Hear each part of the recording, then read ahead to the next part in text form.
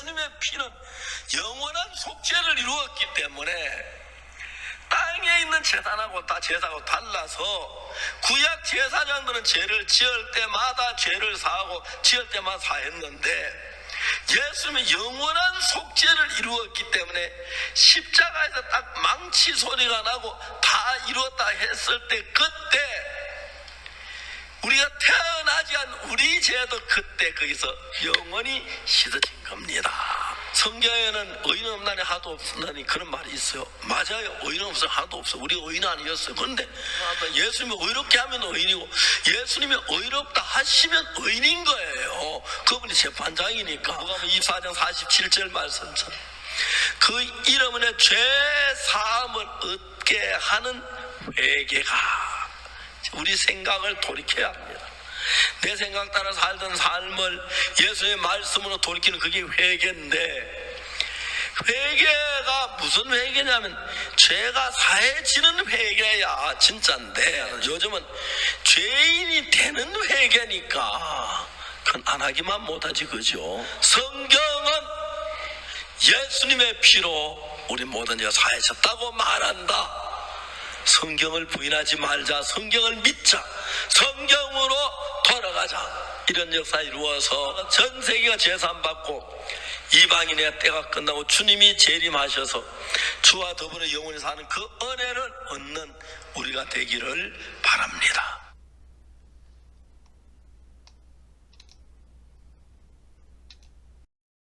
자, 구원파이면서 기쁜 소식 선교회를 이끌고 있는 이 박옥수 씨의 죄사함의 비밀에 대한 간단한 메시지를 한번 들어봤습니다.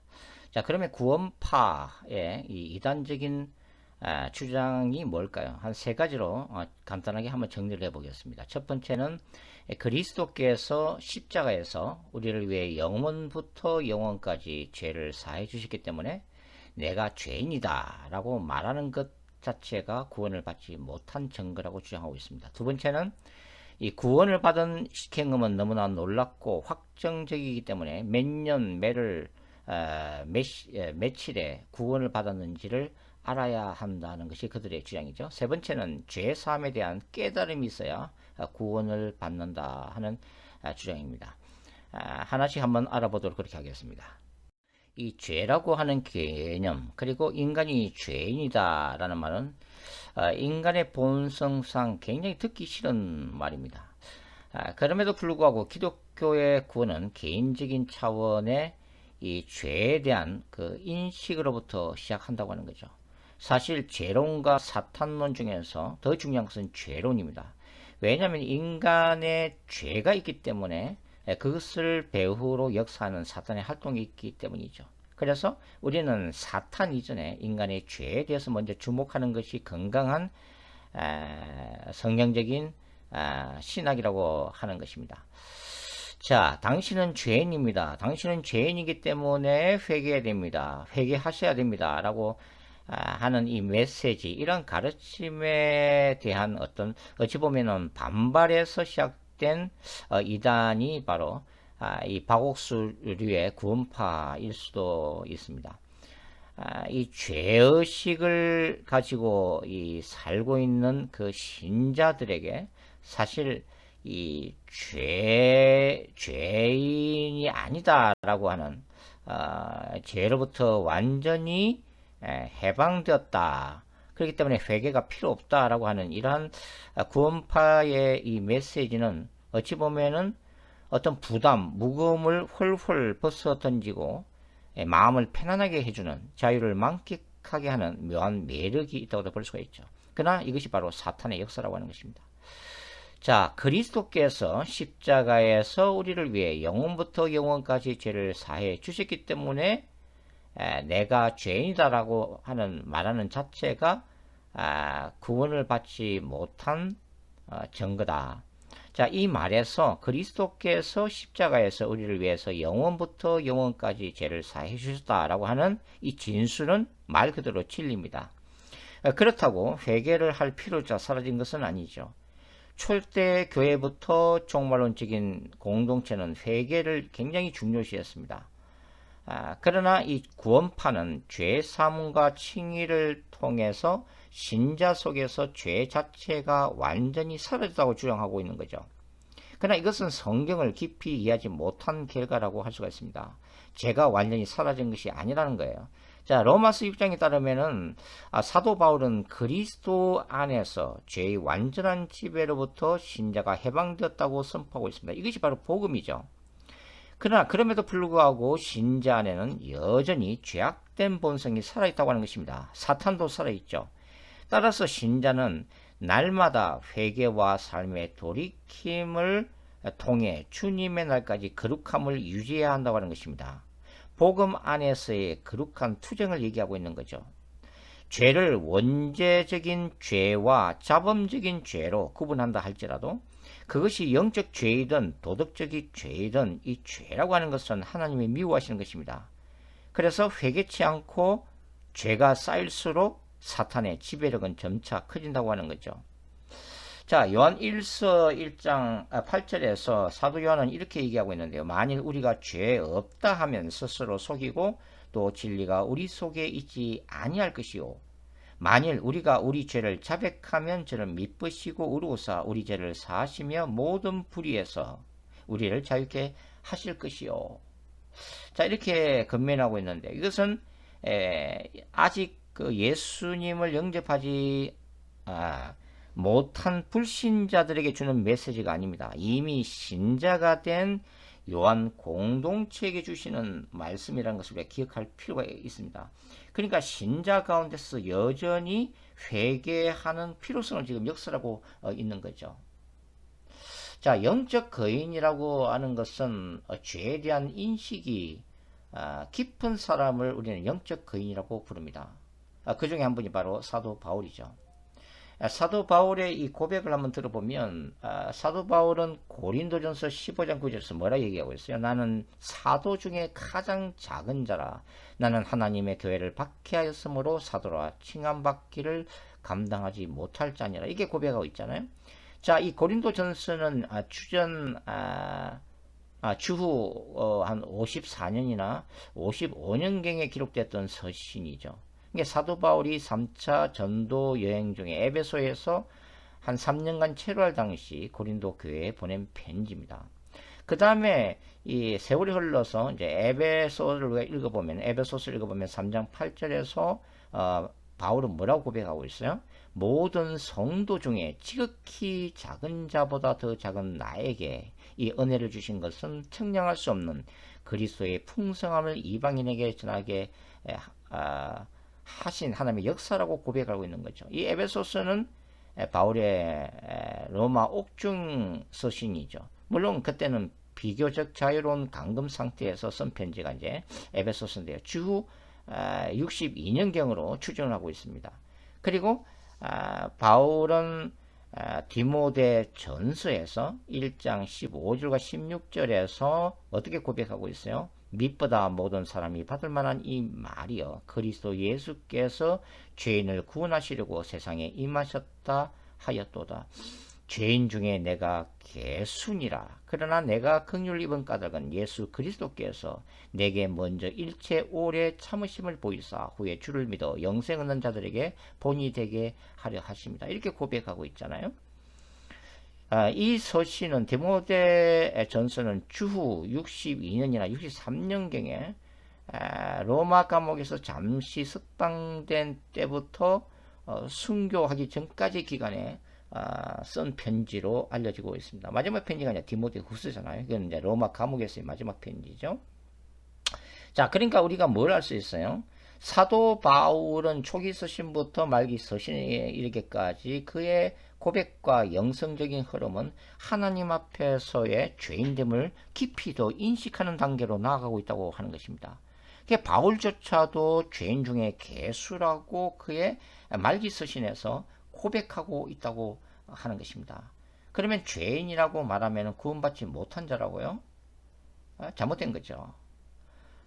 빛 대신 하나님께 이 인간이 가까이 나아갈수록 비록 티끌만한 죄랄지라도 생각만 했던 죄라고 할지라도 무섭고 엄중한 죄로 인식된다고 하는 것입니다.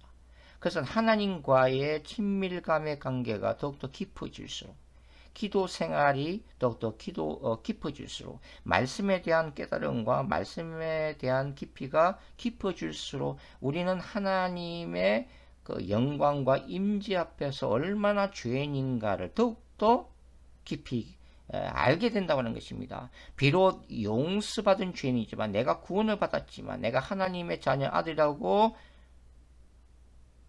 하나님이 말씀하심에도 불구하고 내가 그리스도의 최후의 심판대 앞에서 예수 그리스도의 의의 증가를 통해서 죄가 없는 존재, 의롭다라고 하는 칭의를 받았음에도 불구하고 우리가 하나님과의 동행하는 그 관계 속에서 우리는 더욱더 뭡니까?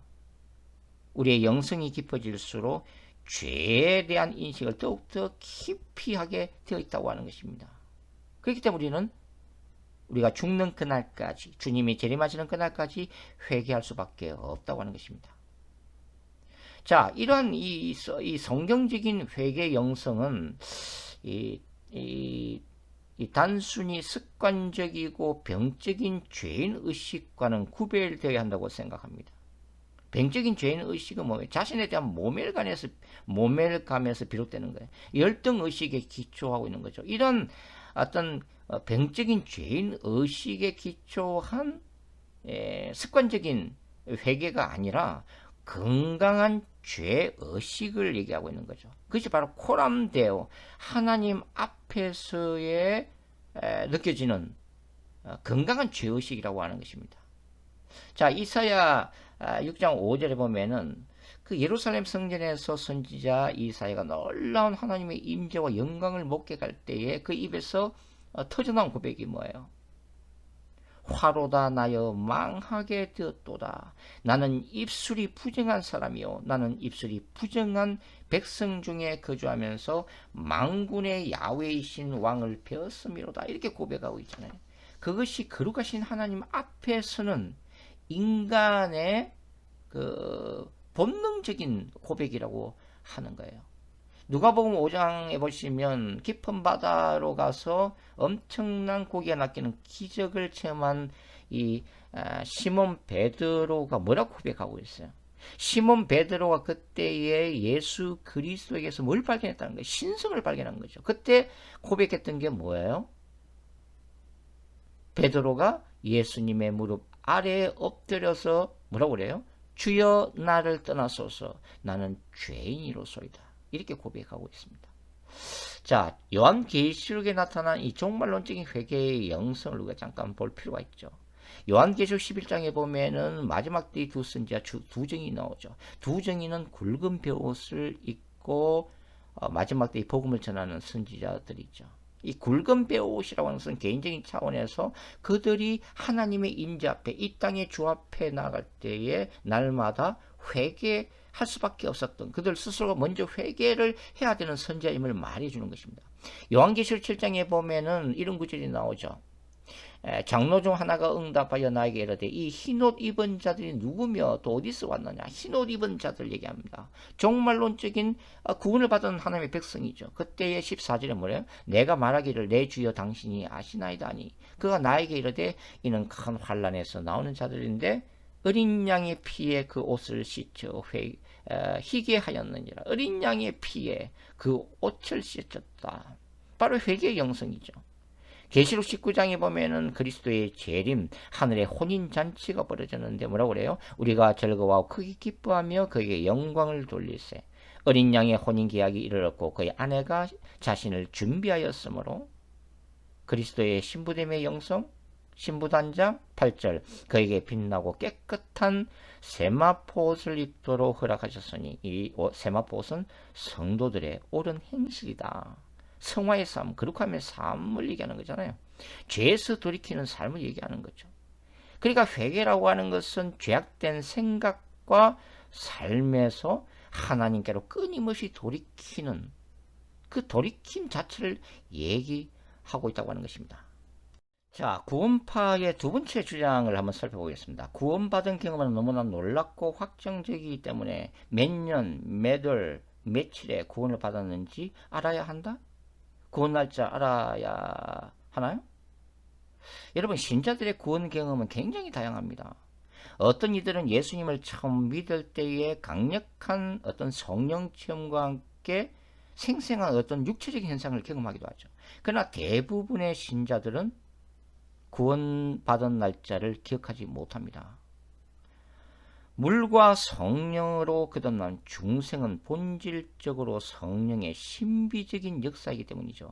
요한복음 3장에서 이 산헤드린의 니고데모가 예수님을 만나서 나눈 대화 중에 바로 이 중요한 중생교리가 등장하고 있죠. 육으로 난 것은 육이요 영으로 난 것은 영이니 내가 내게 거듭나야 하겠다는 말을 놀랍게 여기지 말라.